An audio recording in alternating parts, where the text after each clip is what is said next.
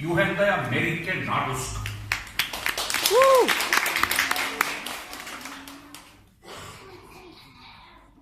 Head aega, nukukesed, olge kodus kukukesed. Tehke kõik, mis Toomas nõuab. Koolist varsti koju jõuan. Oi, nukuisa, miks su lapsed teevad kisa? Riinad, Tiinad karjuvad, hoidja ka ei harju nad. Ainult ei mööda haamed.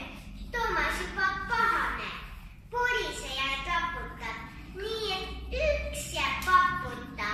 Lõpuks jalgub